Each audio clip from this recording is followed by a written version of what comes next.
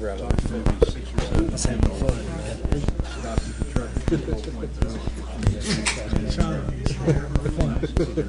Oh, she was bawling her eyes out.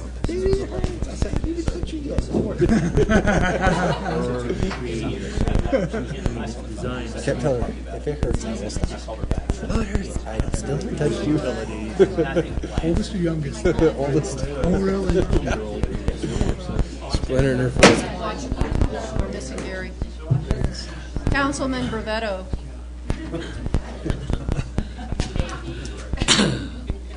You going to sit out there tonight?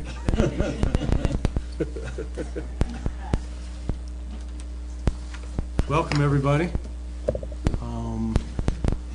Mr. Brevetto will be set, and we'll have a roll call. Cindy? Thank you. Mayor Levy? Here. Gary Brevetto? Here. Bob Carlson? Here. Carol Harvey? Here. Ken Matthews? Here. Noel Sawyer? John Schaefer? Here.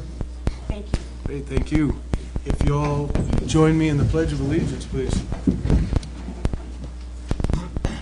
I pledge allegiance to the flag of the United States of America and to the republic for which it stands, one nation, under God, indivisible, with liberty and justice for all. Thank you.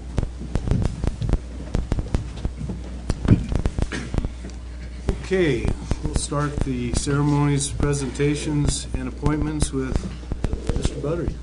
Thank you, Mayor Levy. Each year, the city helps the Cruise Above the Clouds put on their magnificent event, and each year they honor us with a poster recognizing the city for its assistance. So on behalf of the Cruise Above the Clouds, I would like to present to you, Mr. Mayor, the 23rd annual poster where they recognize the contributions of the city.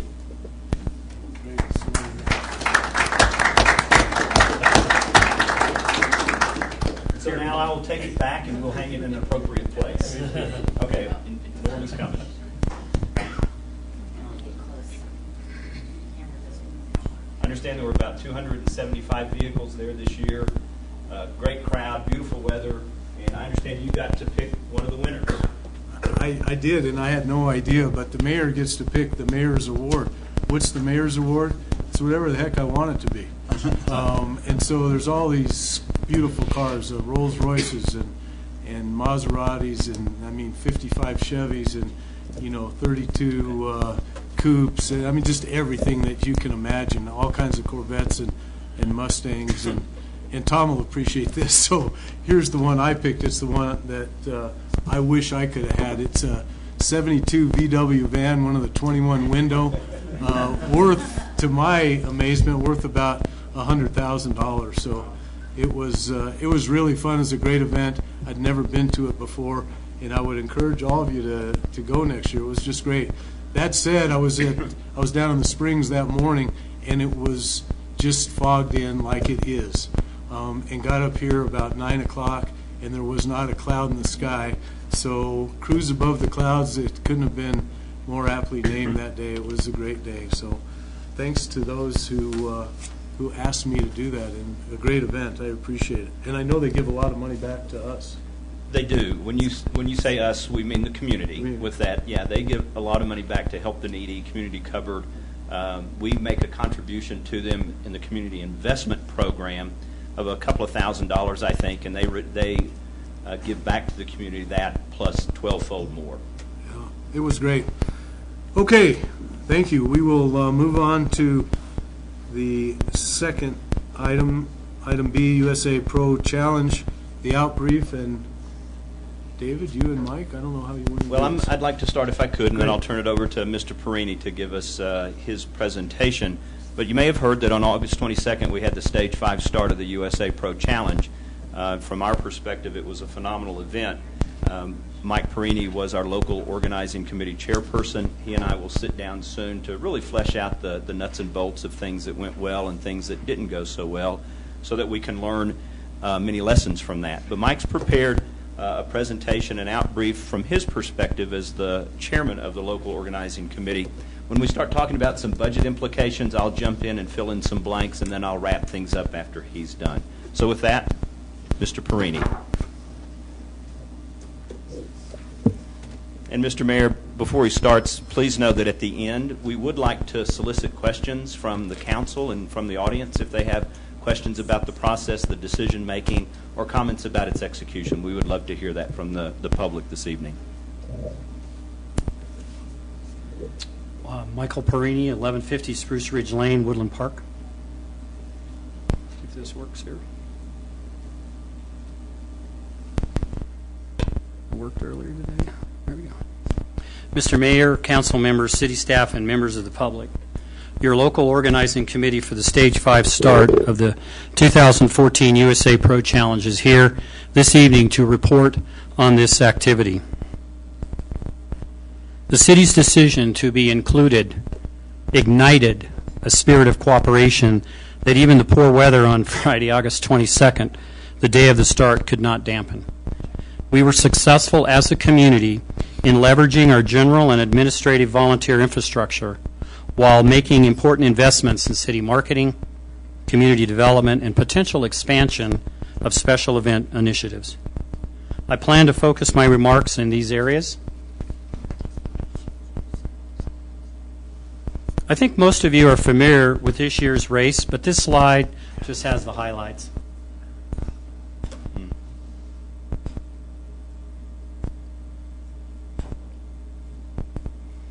Again, the 2014 event was a huge spectator happening.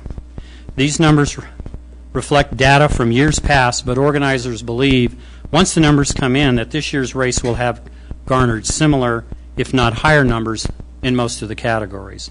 The final report is due the end of October. Again, I think it's important to remind everyone that our community participated in a sporting venue that ranks with these well-known national sporting events in America. In my view, being a part of the USA Pro Challenge was surely a place to be, and I applaud the city's decision. Here's where the race went throughout Colorado this year. And we were Stage 5, meaning that we were the start of the race on Day 5 of a 7-day event. Just to recap, the race started on East Midland and made circuits up and down Highway 24 to the crowd's excitement. Again, we thank our police, our fire, and medical folks for handling the security and safety while the world's best cyclists had an opportunity to be seen by young and old alike. It was quite magical. Our general responsibilities as a host venue are outlined here. Again, what makes the start so attractive for communities is that cyclists are accessible. It would be like being in the pits. I'm a NASCAR fan, and if I had a chance to chat with Dale Jr., it would make my day. Or if you were down on the field when the Denver Broncos are warming up and you get to shake hands with Peyton Manning and do a selfie, that'd be cool if you like the Denver Broncos. And I'm going to say go Broncos because they're playing all my family in Seattle this weekend, so we better win. And yes, I think it's important to note that this access is free for spectators, not like in the other two sports. I think it's important that we take a moment and review why the city of Woodland Park accepted this invitation to be part of North America's #1 cycling race. In my view, I strongly believe that we as a community achieved all these goals. If my technology works, of all the sound bites and news reports from around the world, I think this is a must-listen to offer perspective from what our little town above the clouds achieved with very limited past experience in this type of large spectator event. Sean Hunter is the CEO and co-chairman of the USA Pro Challenge. He's well recognized as an expert in America for hosting huge sporting events. And I want you to listen to this 8:50 a.m. KOA report, which is one of the top radio stations in Western America.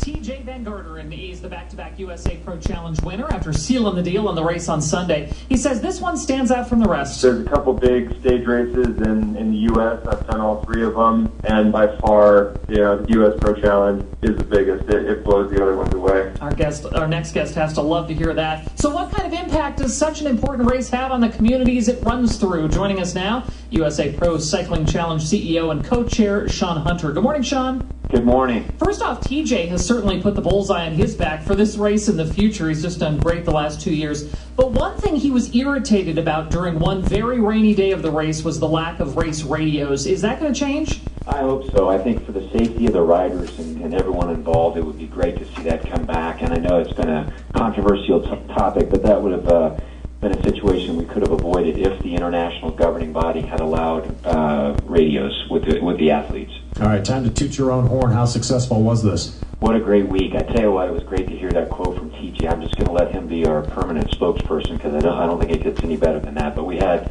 just tremendous crowds everywhere, even with the rain in Vail and Breckenridge. They turned out just in huge numbers, and hopefully here, when we get our report in the next 45 days, we'll see we had another big economic impact on the state. You tweak something every year, it seems like, just a little bit, whether it be the communities that you run through or something else dealing with the race. Do you think anything will come out of this report that's going to come to you in the next week that will make you maybe tweak something for next year's race? Absolutely. We learn from the communities. We do a huge post-recap. We bring all the communities together and spend usually a day or day and a half, kind of sharing best practices. And we've gotten better each year at finishing one day in a city and then overnighting there, starting there again the next day, either in that community or close by, which really drives hotel rooms and restaurants. And so I think you'll see us continue to do that.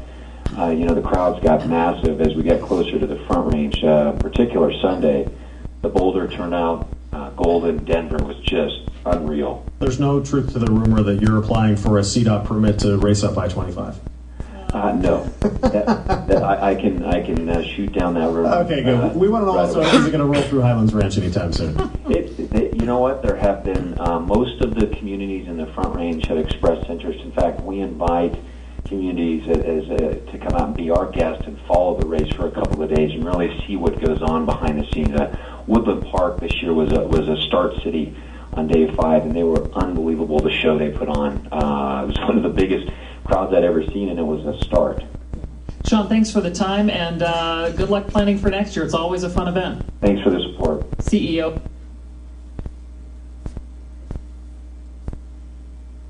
Our local organizing committee was made up of dedicated volunteers who worked hard and long in these areas of responsibility. We were required by the organizing committee to organize our committee around their structure for ease of communications and logistics. And I believe that this organizational model worked well.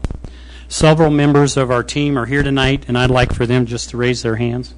Come on, don't be shy. Here they are.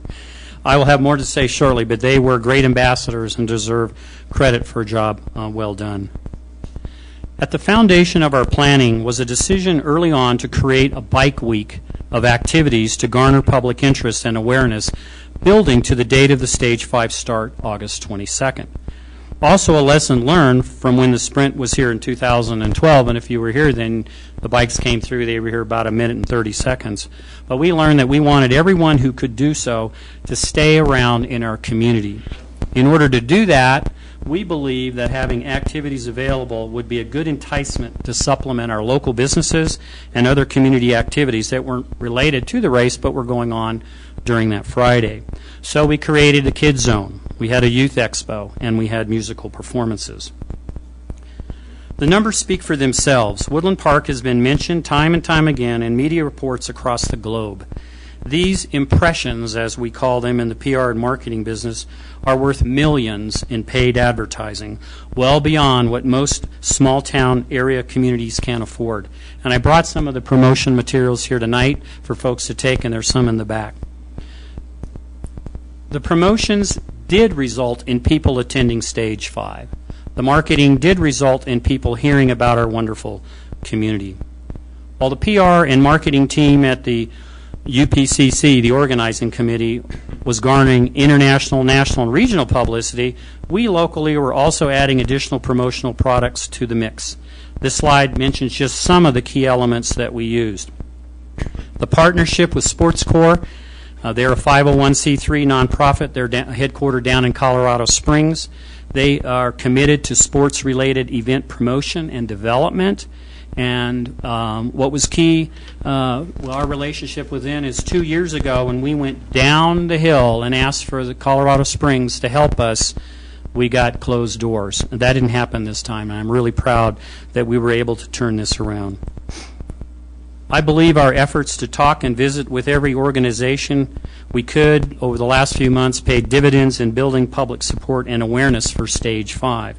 Folks were pumped and ready to assist in any way they can. I don't know if you can tell there, but you've got the Rotary Club, you've got the Kiwanis, and the ones on the right, which I think win the photo competition for this slide, that's the seniors. They were fired up, even with their heart pacers. I guess I need to be careful because I'm one of those now, but it was really, really great to go out and touch base with those organizations. I'd like to turn these next two slides over to David. Thanks, Mike. When we made the decision to host the USA Pro Challenge, Council will recall that I came to you with a budget request of $65,000 for this event. That $65,000 was based on my discussions with the CEO, some back-of-the-envelope calculations on what our requirements would be, and some minimal discussions with some of the other host cities. I missed that number. You can see by these numbers that our total direct expenses that we have to date, about $152,000. Our total direct revenue was $62,000, and so the cost to the city was $25,000 more than what I budgeted. That's easily recoverable with our reserve. The bigger lesson for me on this, a couple of things. One, these are the direct costs. The indirect revenues that we may receive into the future, they're unmeasured. The amount of sales tax that we generated on that day, unmeasured. So when I say direct expenses and direct revenue, I do mean exactly the cost to rent the porta potties, the exact cost of the revenue to rent the space for the Start Village. So I'm not pleased with this number. I think it was there was an impact from the weather. I don't think there was an impact from the preparation. It had nothing to do with what the LOC committee did or did not do. I think we learned a lot of lessons. There were some sunk costs for a first-time event that if we do this again, we still have those materials. We had a lot of signage made. We had a lot of banners made, and we'll be able to reuse many of those things into the future. So I'm disappointed with the cost to the city, but again, I think there were a myriad of things that caused that to occur, and I can answer your questions about that at the end. One of the other things, though, is we really made a concerted effort to utilize businesses within our town. We can attribute about $85,000 of that $152,000 that went straight to businesses within Woodland Park and Teller County. If I include businesses that were down in Colorado Springs, for example, Midwest Barricade, who provides our traffic control materials for all our events, to include the homecoming parade yesterday. If I include numbers for those types of entities in the region, then that $85,000 quickly climbs to over $100,000. So we infused that much money directly back into the businesses within our community. Mike, I'll turn it back to you. Thank you, David.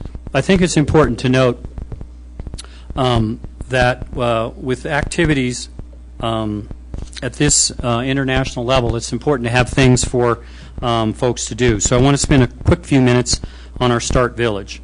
This was a requirement by the USA Pro Challenge that we had to set up a location where the public could experience partners, vendors, and exhibitor activities. This element was a way that our community could benefit from having the USA Pro Challenge footprint here. We invited for-profit businesses and nonprofits to be included. We did apply a cost-sharing formula based on other USA Pro Challenge cities when it came to pricing. A lot of hard work went into this important aspect of the fans' experience. Unfortunately, Mother Nature, I guess on that day, was not a cyclist, and the cold weather and rain did impact sales. Folks also parked as close as they could with the forecasted inclement weather to the Start Village, thus leaving much of our parking lots that were planned and that mobile transportation we had worked on unused. The next several slides provide an assessment. I'm also offering to the city a very detailed sustain and improve report for future organizers of these type of huge community-wide events. The report is based on inputs from the LOC last week during our committee's hot wash. These these first two, let's see here. Go back a second. These first two slides, these first two bullets, are important ones. We brought in nearly every sector of our community. It was an all-hands-on-deck exercise. And I'm proud to say that even with all these A-type personalities and organizations in the room, there were very few occasions where folks did not participate in a positive manner. From my years of experience both in the military and as a civilian, selecting the right group of key people is crucial. I was very fortunate to have been given the opportunity to pick our community's best talent. It was a privilege for all the LOC members to be a part of this historic experience. When speaking about the volunteers during Bike Week and during Stage 5, I can hardly express in words how I truly feel. All of our volunteers were great ambassadors. They came with a smile. They took the initiative to be helpful.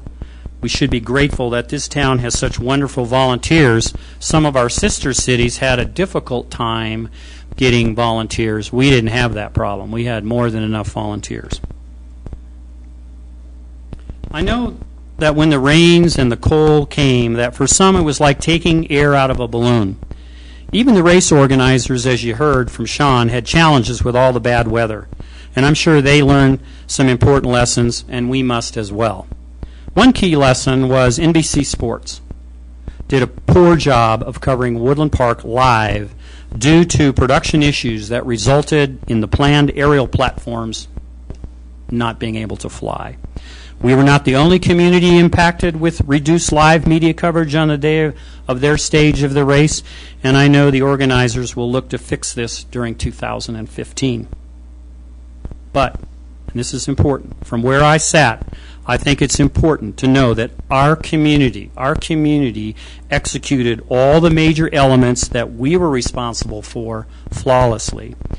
And we were even flexible enough to move some of the activities due to the poor weather instead of canceling them outright so that the remaining hardy folks who came up the hill and who stayed around town could enjoy them with family and friends. And again, team, well done. Remember, one of the key reasons as I started as to why we accepted the invitation to be a start? We wanted folks to come to our community. This is by no means a complete list, but this has been verified by folks who actually talked to these people who said they were from these cities and that they came here to see Stage 5. And it's amazing where they came from, as far away as Australia, England. My sense is that many will be back. And they'll be back because of the hospitality and the friendliness of the citizens they met and the businesses that they visited. We also now have a wonderful commemorative statue for generations to enjoy that could potentially bring people to visit. I've lived in this town, Suzanne and I, nearly 15 years, and I must say I have not seen the city look better. I salute everyone who helped make our city above the clouds truly sparkle. Mayor and city council members, there is no way that a group of volunteers alone could have pulled all the 1,000 logistical parts together without having the city as a partner, as the backbone. I would highly recommend that the city always be involved where it makes sense and at an appropriate level when events like this come to our community. And I want to thank the city staff for a job well done. I was asked to provide my own impressions after nearly 9 months of working on this effort. First, I want to thank the city for believing in my leadership and passion for hosting special events of this size. It was one of the best experiences of my professional life, hands down. But I would offer these 4 thoughts for the record. Managing expectations is both an art and a science. And I'd always lean on the side of caution because unknowns like weather or a security incident or a misreport news announcement can impact the endeavor. I've been involved in lots of special events here in our community, and I do believe that Stage 5 will be talked about in a very positive manner for years to come, just like the Sprint in 2012. Folks will be back. Yes, the rain shortened their trip, but not their resolve. I've been in the public communications business for more than 35 years, As much as our little team did, we could have done more, and I would recommend a strong communications plan for any future efforts of this scale going forward. When the racers signed in,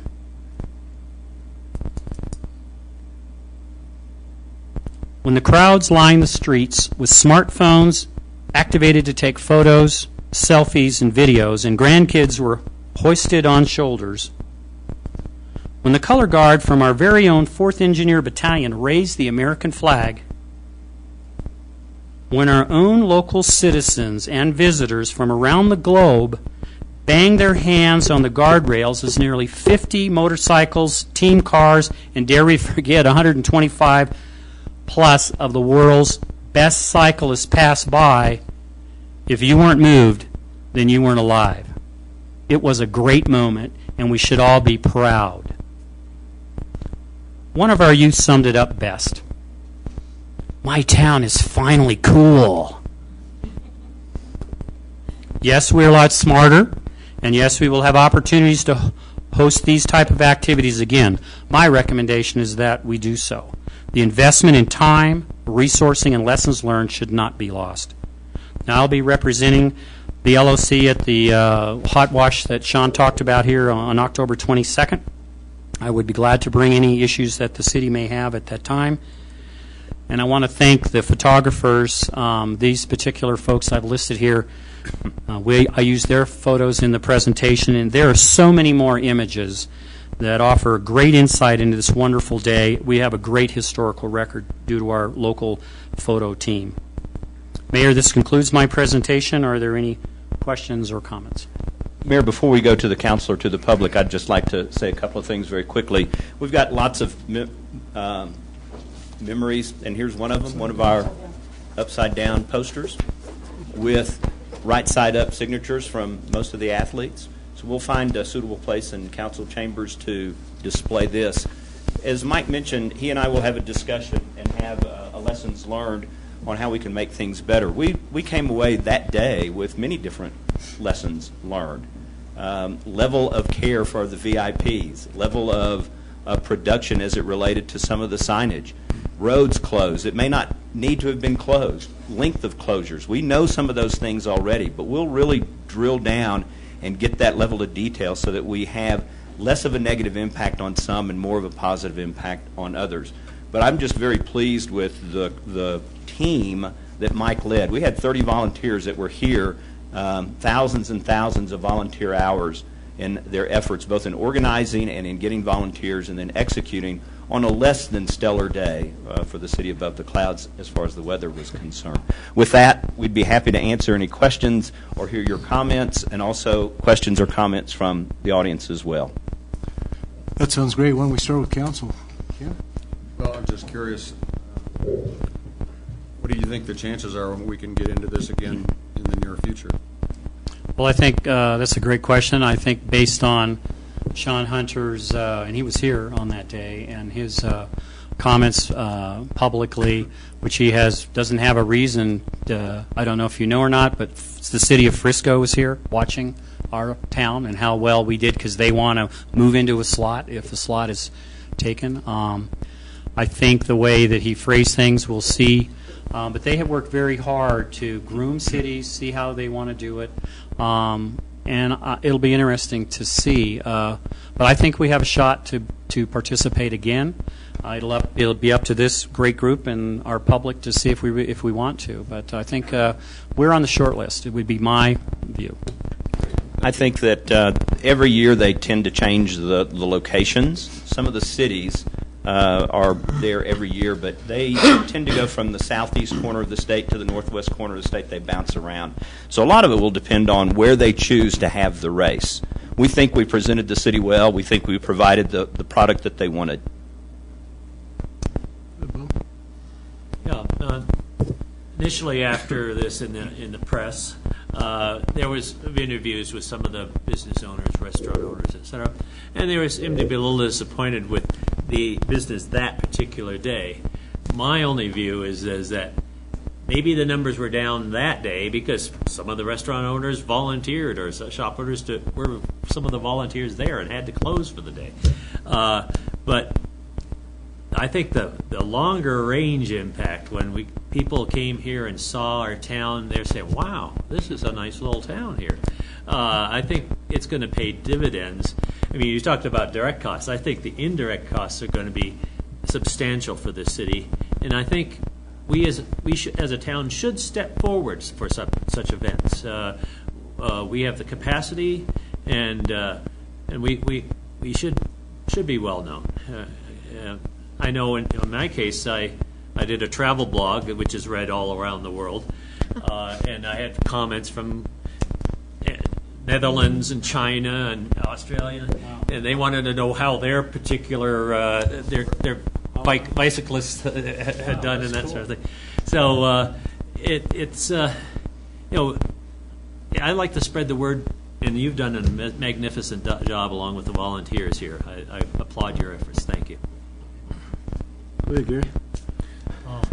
I had occasion to walk the town during that day, and a lot of people approached me and said, boy, this is a great event, isn't it? I says, boy, it sure is. And I was impressed with the event, but I told people I was really more impressed with the volunteers, because to pull this thing off, the way they did was just absolutely spectacular and amazing.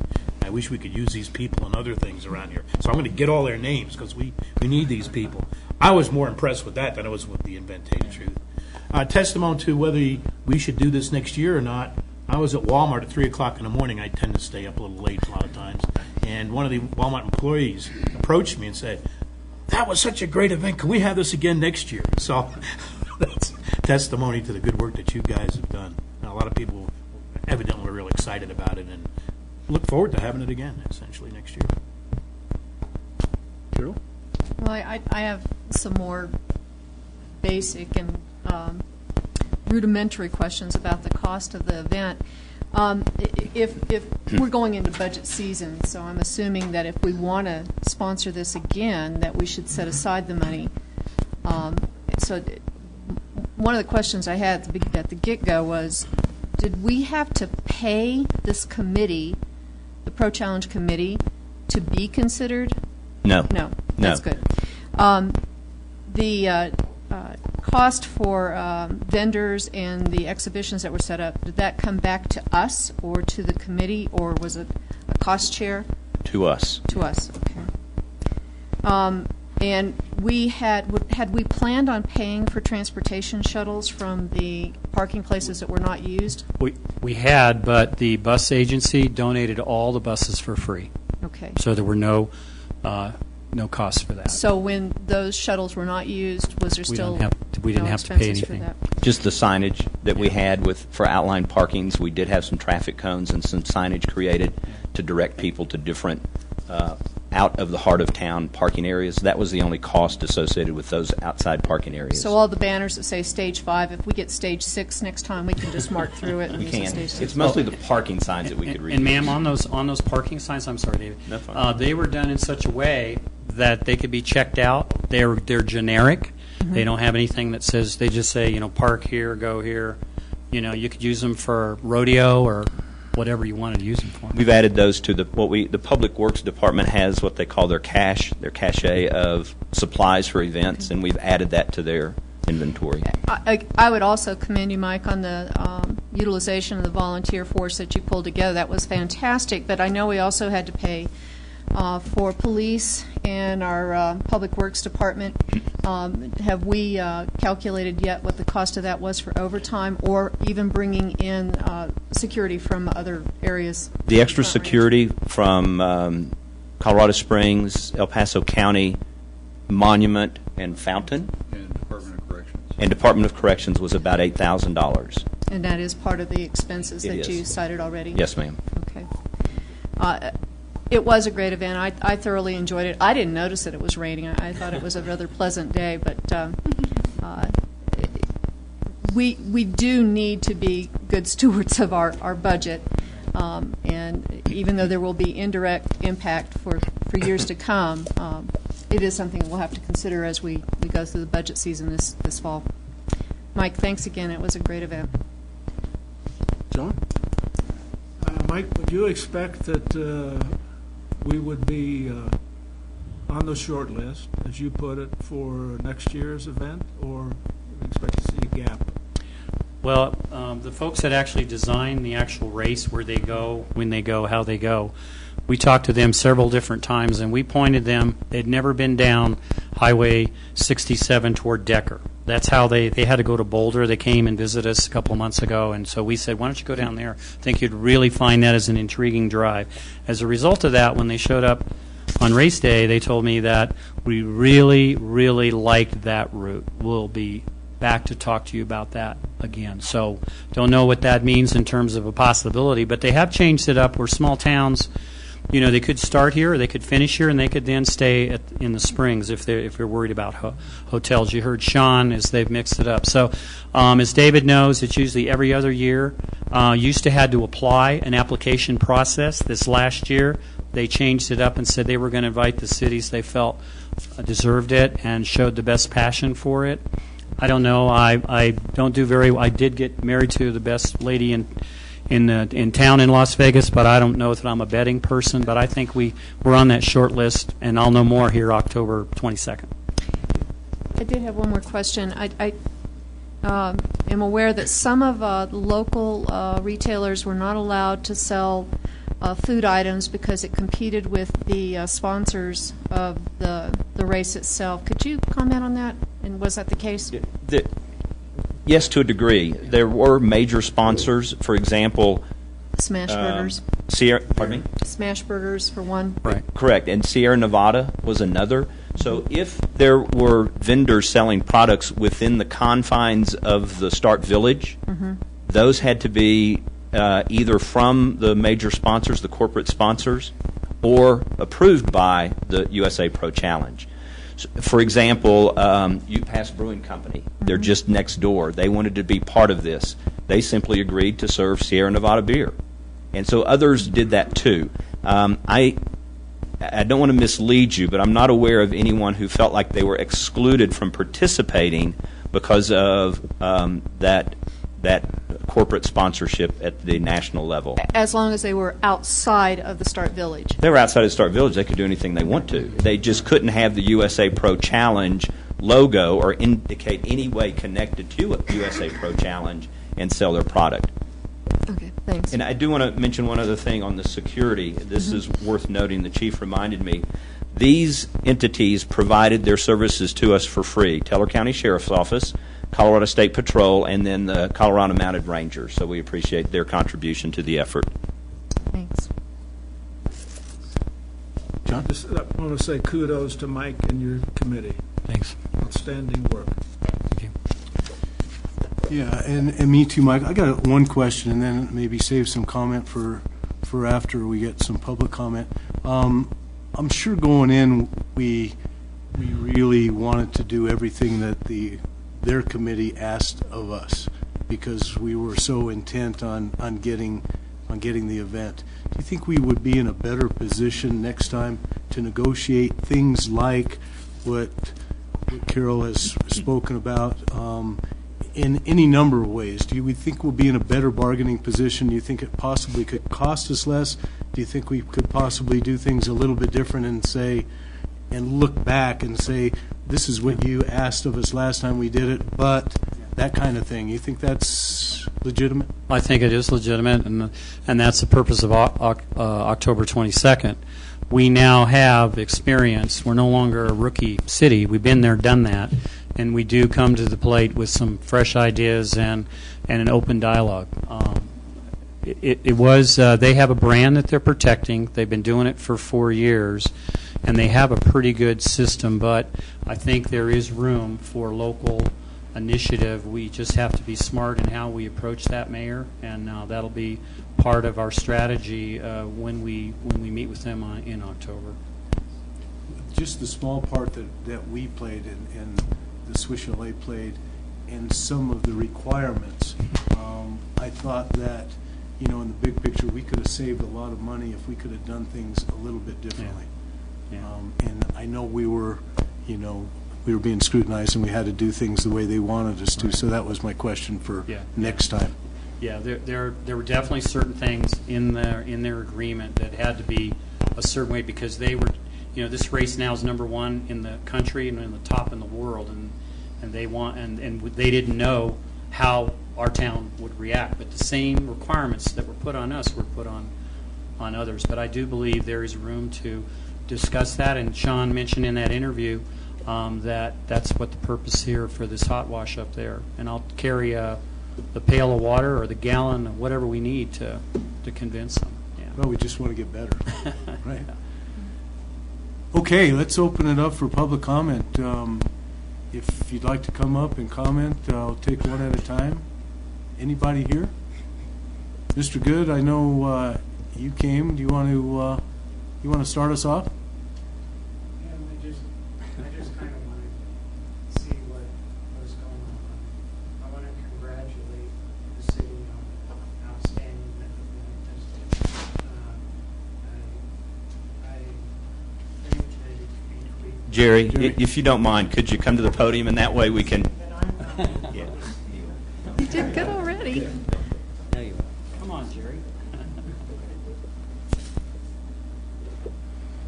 I apologize. My name's Jerry Good. I'm at 1005 Sun Valley. I feel like everybody else that it was a great event, and I'm proud to be a citizen of Woodland Park. I think we presented ourselves very well. I didn't come here to raise Cain or anything. Sorry, Rick. I just wanted to observe and get a feel for what it was going on. I did have an unpleasant experience at the very end, at the culmination of it, and I think I would like to not do that publicly, but I would like an opportunity to talk with Mike or somebody about it at a later time. But as overall, I applaud the city. I as a business owner, I don't think it was prosperous for us on that day. I agree that future dividends will show up and all, but I think we were all part of a team, and I didn't anticipate being a boom for us, our business, and I wasn't expecting that. And if it wouldn't have been for this one incident, I would have been all right with everything. But that's all I want to say. I'm not here to rebel rouse. Okay. Thank you. Thanks very much. Anybody else? Okay, well, I just want to, again, Mike, on behalf of all of us, and David, and everybody that was part of this tremendous effort, thank you very much. I don't know a better way to say it. And we look forward to working together again in the future. So, great job. Thank you very much.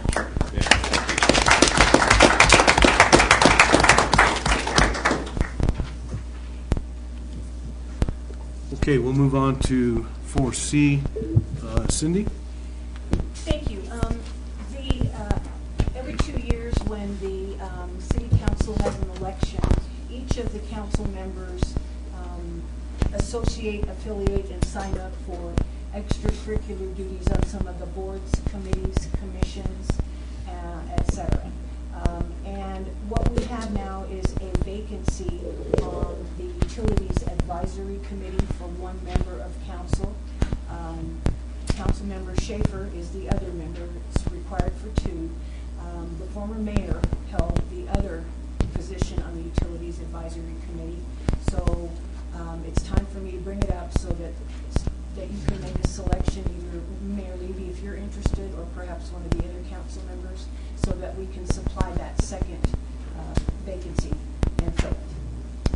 Well, thanks. I'm going to jump in quickly before you all and just say that I would like to take part in this committee. I'm really interested in it. I know virtually nothing about it, as Kip and I have talked, and Bill and David, but I've got a little bit of education the last month or so, and I certainly have the time to do it, and I'd like to be the one to join John on that committee. That said, if anyone else would, I'd certainly like to hear from you. Crickets. I'd like to nominate Mayor Levy for this position on the advisory committee. Yes. Thank you. Barbato? Yes. Carlson? Yes. Harvey? Yes. Levy? Yes? Matthews? Yes. Sawyer? Oh, I'm sorry, you got it. Schaefer? Yes. I'm sorry, John. Thank you. Motion carries unanimously. Thank you very much. I'll look forward to that and working with you, Kip, and everybody, like I always do. It's just a great process. Got a lot of information yesterday, and it's exciting for me. So I look forward to be part of that. Okay, we'll move on to number 5, additions, deletions, or corrections to the agenda. We have none. We have none. Move on to the consent calendar. Cindy? Just 3 items this evening, 2 sets of minutes. The September 4th regular meeting, and the final one that I owe you all was the July 30th special meeting, and then the August statement of expenditures. What questions may we answer?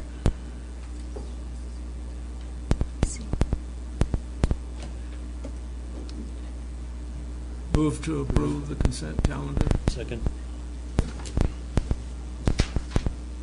Thank you. Carlson? Yes. Harvey? Yes. Levy? Yes? Matthews? Yes. Schaefer? Yes. Rivera? Yes. You? Thank you. Okay, move on to unfinished business, which we have none of, and no ordinances on initial posting, and no public hearings. There we go, just the way you like it. Go on to new business, Bill. Well, after a long wait, it's finally here, but we've received the intergovernmental agreement from Colorado Department of Transportation for the US 24 traffic study that we have budgeted in this year's budget. So we have before you there Resolution 780 authorizing the mayor to sign that intergovernmental agreement with CDOT so that we can return that document to CDOT for their signature and then begin advertising and completion of that Highway 24 traffic study. Do you have any questions? I forget what we talked about during the budget screening a while back as what the study covers, but will that consider the speed of the traffic going through the town, like the 25 versus 30? No, this is a study, we originally called it alternate routes, or I think Sally coined a great phrase today, a circulation study. So it's to look at travel patterns in and around the city in 24 and what we might be able to leverage for some future changes. And is this part of a larger study they would be doing between for 24 out of town in each direction? This is just the town. for us. Okay. How long does this study take? Any sense for that? It'll probably take about 6 to 9 months. I mean, we being so late in the year and we want to study some of those traffic patterns, I think it probably makes sense to work it through as next summer, to make some counts and observations and things like that at different seasons of the year. So, Mention what the next step is. Now that we have this contract, what are the next steps before we get a final report?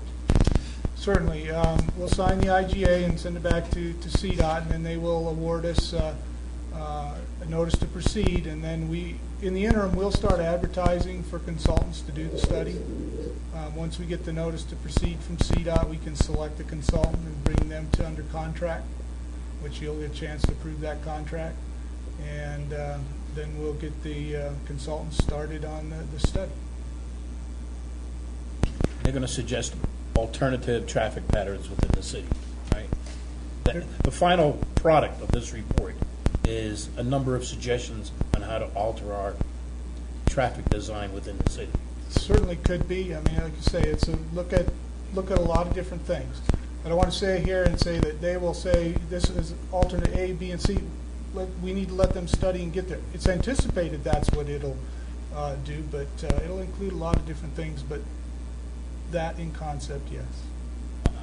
I would think that'd be the major thing, because we have, it's a big issue in town, make this town as pedestrian friendly as we can.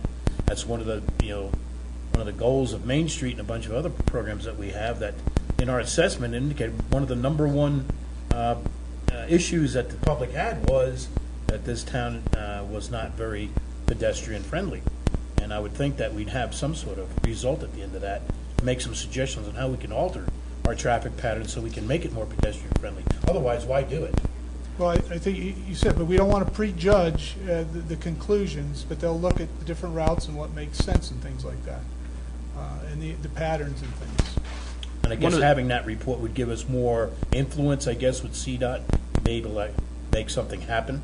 Absolutely. But or give ourselves to decide what to do. If it's parallel streets, it may or may not be CDOT funded. It could be things that we can do ourselves to enhance the mobility through our town. We fully expect there to be recommendations, but we can't rule out the do-nothing option. So I think that's the hesitation, is we don't have control of this yet. We're going to put it in the hands of the experts and let them study it and come back to us with a report. So there's a wide range of options, and we just can't tell you right now what exactly those are going to be. But we expect to have some Will type this of group option. have input from, for instance, our assessment? Will this group, what group? That does this study, will they have input from the city Sure. as far as results of our assessment, for instance, that we did? Absolutely. With, Our master, our comprehensive plan, all of those documents will roll into there, and there's a public outreach component of this and all. Realizing this is the total effort's $80,000, and that's not huge in the way of engineering studies, but it can certainly put us on a path to finding some of those solutions you addressed. Anybody else? Okay. We have a motion to approve. Motion to approve. Second. Motion is to approve Resolution 780. Harvey? Yes. Levy? Yes. Matthews? Yes. Schaefer? Yes. Rivetto? Yes. Carlson? Yes. Thank you. Motion carries unanimously. Thanks, Cindy. We'll move on to item number 11, public comment. And I've got one name on my list, Tom Lucina. Would you come forward and what's your name and address? Getting to be a regular, Mr. Lucina. Yeah, I don't want to be, believe me. Well, I'm not here to make nicey-nicey. My name's Tom Lucina, and it's 115 South Park Street. I was here last week, or was it 2 weeks ago?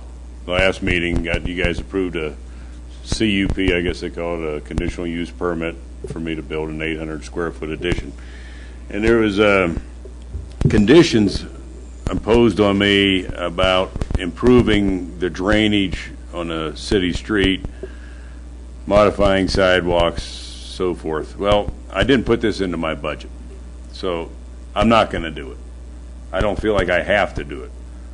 There's an issue with Park Street, and there's always been an issue with Park Street. Now it's a worse issue than it's ever been. It's a cluster, you know what. You can't pull down the road. It's a one lane road now because people park on both sides. I have no parking in my business. I have no entrance in my business, and it's a bad idea. I warned Mr. Butterly in the beginning that this was going to be an issue when you put a entrance to a commercial industrial center across the street from another commercial place. You can't do that. You can't expect tractor trailers to pull in on a one street lane, and you can't have parking. There used to be 30 parking spaces, now there's 0. So to propose something very simple to resolve this would be fill in the ditch in front of my business, and I can access straight diagonally parking, 5 spaces. That way you would solve 2 problems. You would make it a 2-lane highway, a 2-lane road again, and also give my parking back that you stole to begin with. So now, I proposed this before. This is what you guys were talking earlier about, all these big figures, $80,000, $25,000. This is basically $20,000 to fix a city street that should have never been there 20 years ago. My business has been it's been a commercial building since 1982. I've been there since 1992, and no one's ever stepped forward to fill in this ditch. People fall in this ditch, they drive in this ditch, and now that you have the hardware store, you have one-lane highway because there's parking on both sides, and there's no access to nothing. So the city engineer commented last week, well, we have no funding. Why don't we have any funding? This is peanuts. I mean, I contribute over 20 grand a year to the city. What do you mean you have no funding? I don't understand. Where's the money? Neil, do you got the money?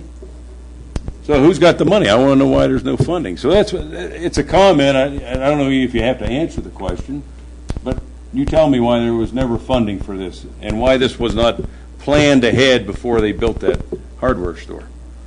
And why wasn't my business ever taken in consideration? Right? Am I a leper, or what am I? Well, I'll try to address your comments, Tom. First of all, I'm not sure when you say we stole your parking. I don't know what you're referring to. Well, that was city public parking. Exactly. It was city public parking, not your. My business was structured on that parking. It was not your parking. It was not, when you say it's your parking, that tells me you own it.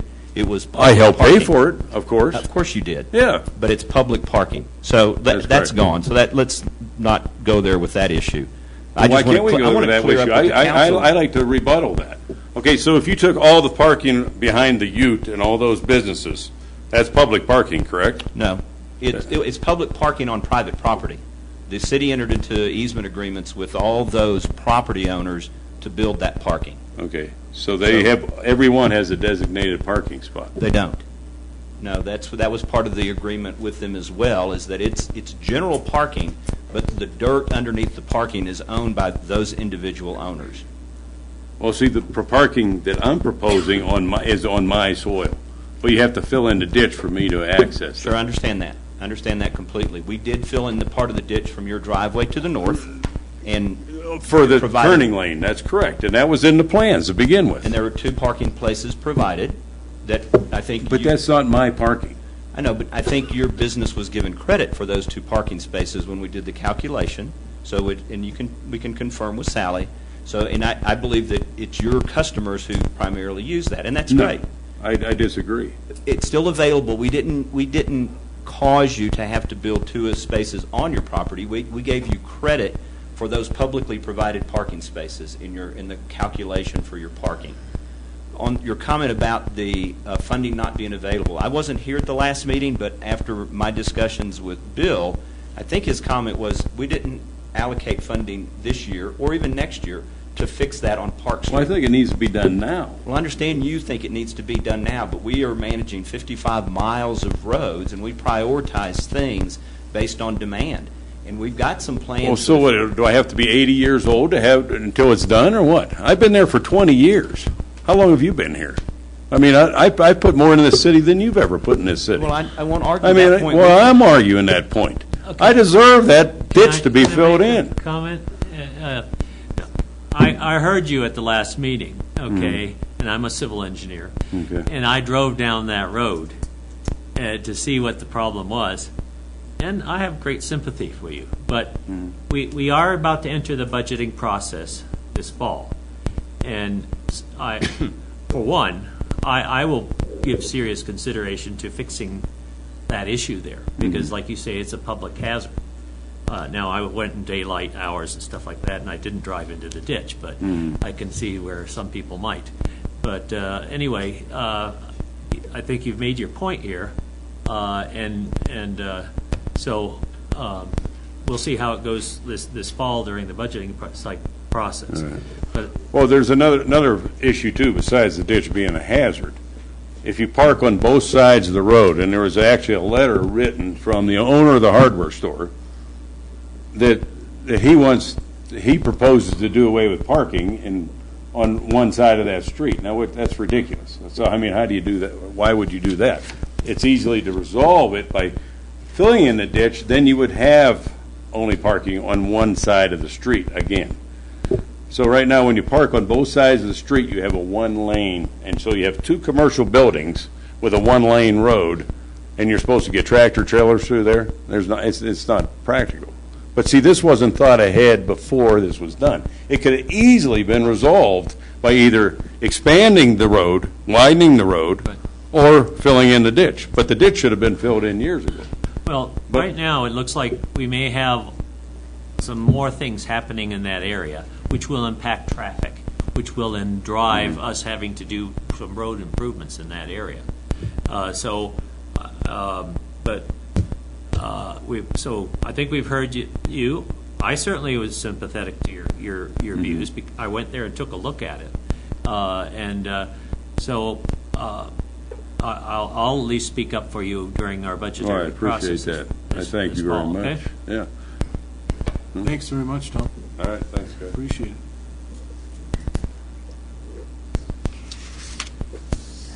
If we have no other public comment, we will move forward.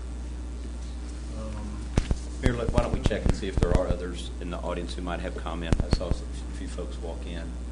Anyone else have public comment this evening? Okay. Great, thank you. Move on to reports, and I've got a number of events to announce. Friday, tomorrow, the 19th and the 26th are the last two farmers markets of the season, so take advantage of those. Also, tomorrow is the third Friday Art Walk downtown. This weekend, we've got a great event, Saturday and Sunday, 17th Annual Oktoberfest at the Cultural Center in Midland Pavilion, 11 to 6, both days. Great food and fun, and it's just a great event. We got a lot of people from all over the county and a lot of people from El Paso County that come up. So hope to see all of you out there. It's going to be a pretty good weekend. I don't think it's great weather, but it'll be Oktoberfest weather. We'll put it that way. Actually, I'll be tapping the keg 11 o'clock on Saturday, and as far as I know, I'm the first non-drinker ever to tap the keg. So that might be exciting in itself. I'm sure David will be there to help me. So I'll look forward to that. Thursday, September 25th, social media and how it works and how it can work for you, presented by the Chamber at the Cultural Center, and that's from 1 to 3 next Thursday, the 25th. Sunday, September 28th, T-Crass, Teller County Regional Animal Shelter, hosts Paws in the Park, fundraiser at Meadowood Sports Complex from 11 to 3. And last but not least, Thursday, October 2nd, Chamber Lunch and Learn, licensing your teenage driver. So I will probably be attending. Cultural Center from 11:30 to 1. So contact the Chamber to register for that. That's all I have for the next 2 weeks. Council? Nothing. Gary? Bob, what do you got? I wanted to bring everybody up to date on what's happening on the aquatic project. Back in August, we met with Barker Inker Seacat and the design charrette to give them guidance as to what we expected them to include scope-wise in the project. The concept design is officially due on Monday, the 22nd, so we're already, the Woodland Aquatic Project Board of Directors, along with a separate issues committee, a Woodland Pool Committee, which is required under Fair Campaign Practices Act. They're the only ones that can advocate for a project or for on a ballot initiative for something. The Woodland Aquatic Project, it will not be advocating for the project. The issues committee will be. But we'll have a booth at the Oktoberfest, and just to provide information as to scope. But really the kickoff will be at a community meeting on the 6th of October at the Ute Pass Cultural Center. There will be an afternoon session at 1:30 and an evening session at 7 o'clock, so that you can meet both kinds of the population, those that stay at home and those that work down in the Springs. And that's when the Barker Inc. or CCAT will present the concept design and answer any questions that the community might have about it.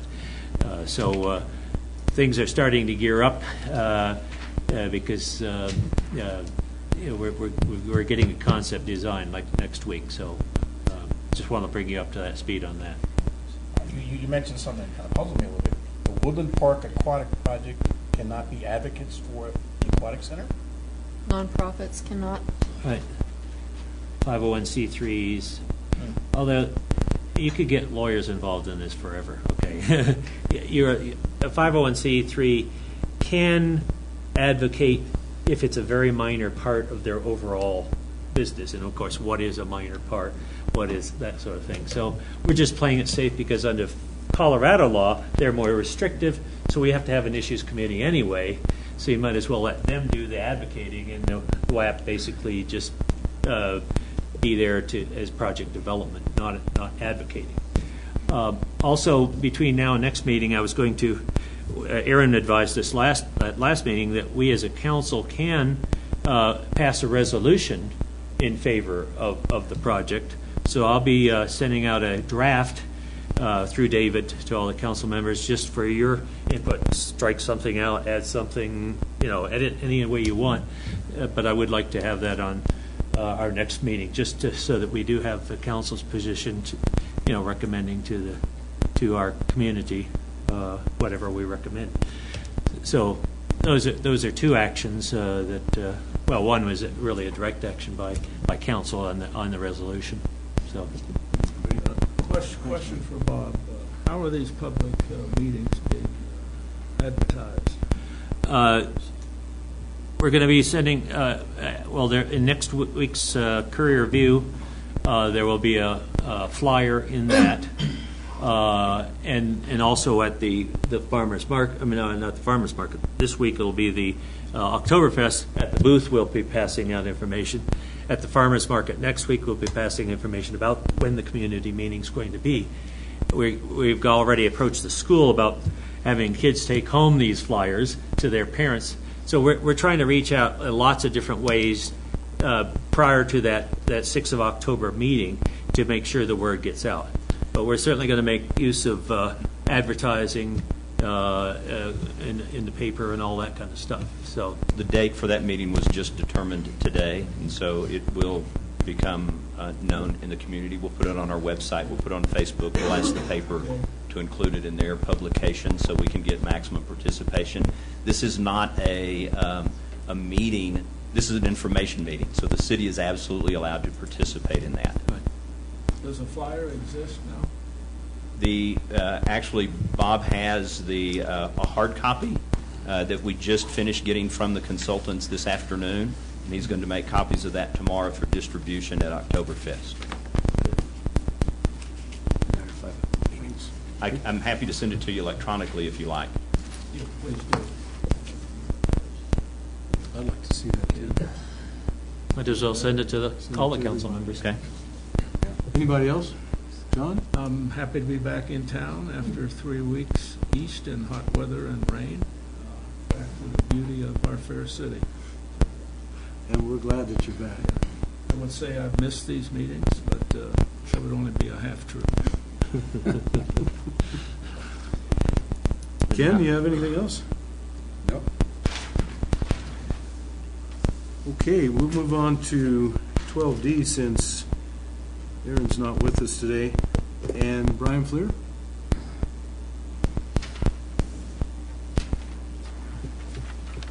Good evening, Mayor and Council.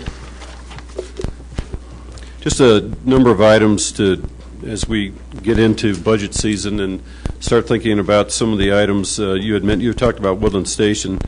We're working through design considerations given the Aquatic Center's current footprint, the desire of where the Aquatic Center is. And I'm happy to report that we have several active projects, i.e. the bowling facility with you recall the Corzequas. They now have Joe Butler, who's a contractor, a regional contractor that has been working with Sally and the planning department and working with our office relative to a potential TIF agreement. So I'd like to say the planets are aligning within the structure of Woodland Station, and also how it may impact the Aquatic Center. Also, the Lot 2 agreement directly to the west of Woodland Hardware, Kip Unruh, and the Arden Weatherford and that development.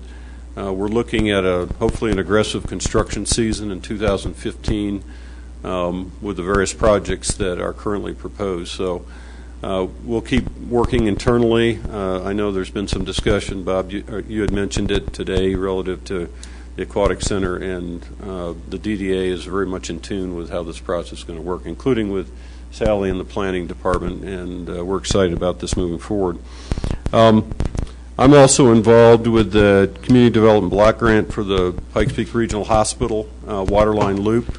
We had a meeting today. Kip Wiley joined us as the Public Utilities Director, and the developer Bob Schleicher and Kurt Grenner with the hospital, and Edie McLish, who is with the Southern Colorado Economic Development District. We did select an engineer, JPS Engineering, to do the engineering for the water line. We will continue through the process now with negotiating final engineering fees, and then construction documents, and eventually this will go to bid for construction for the waterline loop. And if you're not aware, there was a groundbreaking here recently. I think it was reported in the Courier today for the Forest Ridge Skilled Nursing Facility. Exciting project, 45,000 square feet, approximately 80-bed facility, $13 million construction project. And that one, and Kip will tell us, that waterline loop has to be there for them to get their CO. So you can see how this all kind of ties together. And we're excited about that. They project at build-out that'll support 100 employees. So again, that's one of the reasons we're involved with it, is economic development incentive and focus. So again, excited about that. Main Street, as we look at, we're active now with board and committee selection with the various work program for 2015. We've got targeted budget items for 2015. I'll also mention that we've got a request out to the Creative Arts District for their work program elements for 2015. As you recall in the presentations we made before, their interest in reapplying to the Colorado Creative Industries in 2016 for Creative Arts designation, and we'll be working with them through budget programming in 2015 with their committee, and we'll be reporting back to council on the progress of that as we move forward. You've been hearing some news about Woodland Hardware signage, the Redarmals, and some of their frustrations. I will tell you that Sally and company have done a great job in guiding them through the ordinance and getting them permitted to what is allowed. We are working with them, we being the DDA, on some temporary signage and the possibility it'll be at the corner of Center and Berkshire Valley, if you're familiar with that area. We're looking at a monument sign that would also serve the purpose of Woodland Station, but it would also allow some signage for Woodland Hardware. So I'm specifically actively working with the Redarmals in Woodland Hardware to get them some good exposure. I think most of you are familiar with the story, but it is the most restrictive zone in our city for sign code. It doesn't mean we don't care about what their marketing interests are, and we're working, and Sally's working with us in terms of some of those objectives. So I'll keep the council updated as we move through that, and again, look forward to resolving some of those issues. One thing I wanted to bring up, as the summer comes to a close, I think most everybody's familiar with the OHV ATV industry and the impact it has in our community and Pike National Forest, Trail 717, and communicating with the three vendors in our community, Catamount, Big D Motorsports, and Polaris. They've had an outstanding year. And we are in communication with the state agencies that do registration. I'm going to do some inline projections on how it's impacting. We're going to try to do some sales tax calculations, but we know it's a multi-million-dollar industry in our backyard. And the registration component's interesting, and working with Bill and some of the folks that are involved at the state level, I'll be reporting back to council some of those impacts, because we know in our backyard it's a multi-million-dollar industry, so we want to make sure that objectively we understand it and can help promote it specifically. Brian, I've asked before about separating out individual retailers' tax contribution. Can we do that? Can we figure out what those three retailers' tax contribution is? Two questions there. We cannot do it by name. For example, we don't know what Big D Motorsports contributes, or Catamount, or Polaris. I'm not sure how they're bundled together. All the grocery stores are bundled together under one category. Actually, it's all the grocery and convenience stores. That's one category. So I don't know where those three fall in to how we can know what they do. I would have to check and see if they fall under one category, and then we would know as an industry what they do. Okay. And we get those questions. I get those not only from the industry but from users, and I know some of that information is proprietary. But we'll research what we can present to council, because I mean, as much as you're interested, obviously we are, and we'd like to be able to expound on that because we know it's a growing industry. So, and it is part of our marketing effort. So I have a question or a comment, because in our annual audit report, at the very back, there's usually a list of our top 10 or 15 tax revenue producing companies. And I don't remember if it was the taxes they paid or the amount of net revenue they did or what, but there is a listing of our top 10 or 15. I don't remember, but that might be usable. It is taxes, but I don't know if it's by generic. Individual business, or if it's again listed the names of the companies. Well, research and we'll provide an answer to you. Is there a legal problem associated There with is. that? There's an issue with disclosing what businesses do. The state has decided, or the feds, I'm not sure which, have decided that that's proprietary information that gives the public the access to perhaps too much information for an individual business. So they've decided that there's not a need to know, but there is a need to know perhaps by category. And again, one of the reasons we're looking at registration is that may be another way to gauge where the industry is. We know it's here. We see it throughout the course of the summer. We can feel it, but we'd like to be able to document that and to be able to quantify some of that information. Yeah, and those registrations bring in $4.5 million each year to the state that is then doled back out in grants, and our local area and Forest Service has been a recipient of those grants over the years. And so, again, another attempt at our level to try to understand some of the things that are definitely having impact within the community. Looking through, one of the things that we're also looking at, you read and you hear a lot about the state in general, how we're doing economically. I look at data sets, and I think one of the more recent data sets that Colorado is actually third in the nation in terms of employment growth in some of the areas that we might measure in terms of how we're doing economically. One of the areas that they cited, however, as a lagging economy has been the Colorado Springs market. So one of the things that we're doing, and my big concern is, what does that mean for employment? Obviously, we know that 50% of our workforce, at least, commutes to Colorado Springs. And is a compressed DOD, military impact, Pentagon budgets, whatever, how does that impact Woodland Park? Because it does have an impact. We've seen it directly on housing. We've seen it in our schools. And through the Regional Business Alliance, we're going to try to get some data that we can better understand where employment growth is going that may directly impact Woodland Park. And so that'll be information that we'll look at and, again, report back to council in terms of how we make our projections, how we do planning, how we do forecasting. Because there have been real impacts. We're hoping that it's coming up, but we know statewide and regionally, Colorado Springs has kind of lagged behind some of the others, and so we're going to try to dial down on that and get some better information. Finally, I just wanted to mention that as a function of what we do out of our office, Carol Lindholm does a lot of work with marketing and advertising. We have approximately a $49,000 budget for this event. And the various things, some of which you've seen, business directory tear-off maps, chamber community link guide, Colorado Tourism Guide, which is a function of the Colorado Springs Visitor Bureau, co-op ad, Comcast Holiday TV Promotion, Colorado Springs Business Journal Engage, Business Development and Relocation Guide, Colorado Springs Business Journal, Woodland Park Focus issue feature, Courier, Teller County Guard that came out this spring, incidentally, had a nice article piece on ATV industry. Sidewalk recycle bin billboards in Colorado Springs. If you haven't seen them, they're at Red Rocks Park downtown. If you're walking around, independent online ads, KOAA Channel 5 television and online advertising, KRCC radio spot, the Military Family Vacation Guide print ad. We also sponsored the lighter side of Christmas parade marketing materials, much like the eightfold we did for the Pro Challenge.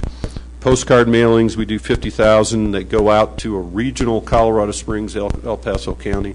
You've seen them around town. We're always handing those out. Sky Sox half-inning sponsor scoreboard and audio. I think it was the third or fourth inning. If you went to a Sky Sox game, there was a feature for Woodland Park. It was kind of cool, actually. Talk about the coolness factor, Mike. It was pretty cool. The Heritage Tourism Map, and also the Moose's Loose retail campaign. And also as a function of Pro Challenge, you saw the guide. I think most everybody got it, that eightfold. We printed 60,000 of those in 55,000 newspapers throughout about 9 or 10 of Colorado community media newspapers. So, and again, a summation of TV, radio, online, billboards, mailing, handouts, maps, print, event participation, and other types of direct marketing. So, if you've had a chance to talk to Carol, she's always very excited about where we're going with it, and she's already planning for 2015. And we think it's having an impact. We feel that we're getting feedback from the various user groups, and we feel that this direct marketing, along with what the Chamber's doing with the Visitor Center, is having an impact. So, again, and one last thing, David, I don't know, I got the email from you about Oktoberfest volunteers. I know Deb isn't here. I know Kathy and I will be in the food booth Saturday from 2:30 to 6, so I'm sure if there's more volunteers, call Sue at the Chamber and she'll put you to work. But we know we used a lot of volunteers in the Pro Challenge, and we want to support the Chamber in their Oktoberfest event. So if you've got some free time Saturday or Sunday, go ahead and do it. It's a lot of fun. It really is. What other questions or comments can I address from council? Thanks, Brent. Thank you. Thank you very much. Okay, we have no comments on written correspondence tonight. And I just two things before we adjourn. One, I forgot to mention homecoming tomorrow. So football game, 7 o'clock against Sierra. Love to see everybody there. It'd be great if those stands were just overflowing, and great turnout like it was for the parade last night. So look forward to seeing you all there.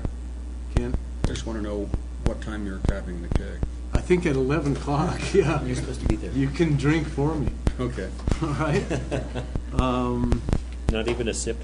Not even a sip. Probably I might have to sip. And then just last, I just want to thank Mike and David and everybody that was involved in pro cycling. Personally, I just think it's a great event for our city, and we talked a little bit about indirect revenues and what it'll look like, a year from now. And I'm more of a big picture kind of guy, and not what happened that day or that week. And I think it's just really beneficial for our community, and look forward to doing more of those kinds of events, because I just think it shows off our community so well. And the fact that everybody worked together so well is one of the things that I really appreciate, and I'm going to always hope for all of us in every event we do, and it's just going to make us better. So thanks again. It was terrific. If there's nothing else, we will adjourn.